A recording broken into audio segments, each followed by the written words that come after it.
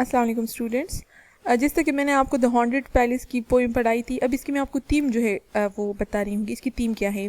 Theme of the haunted palace. The poem is about the insanity of a human head. یہ poem جو ہے یہ ایک انسان کے ذہن کی انسانٹی کے بارے میں، انسانٹی مینس میڈنس، پاگل پن کے بارے میں. Metaphorically it talks about madness.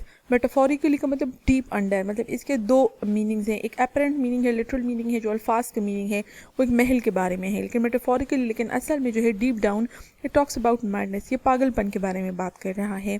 In the beginning the human head is described in a healthy state whose ruler is thought or intelligence, but slowly the head deteriorates into insanity when it is attacked by evil things in robes of sorrow.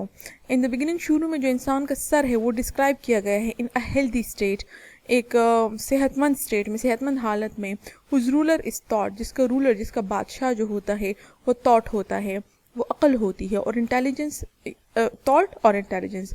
Poem میں thought کا word use کیا گیا ہے، سوچ، لیکن اصل میں جو ہے انسانی سر، اس کا سربراہ کون تھا؟ انسانی سر کو کون رول کرتا ہے؟ وہ عقل، برین، انٹیلیجنس جو ہے اس کو رول کرتی ہیں.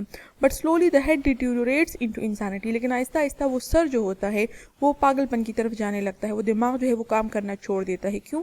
when it is attacked by evil things in robes of sorrow. Evil things اس کو اٹیک کرتے ہیں ان روبس آف سورو، غم کے کپڑوں میں. جب غم کے کپڑوں میں ایول تھنگس اٹیک کرتے ہیں تو سر جو ہے وہ پاگل پن کی طرف چلا جاتا ہے، مطلب وہ دماغ جو ہے وہ خراب ہونا شروع ہو جاتا ہے. جس بندے کا سر ہوتا ہے وہ بندہ پاگل ہونا شروع ہوتا ہے. تو یہ ہانٹڈ پیلس کا جو ہے تھیم تھا. تھیم جو ہے اس کا میڈنس ہے یا اس کا پاگل پن ہے. ہوپ آپ کو اس کی سمجھ آئی ہوگی.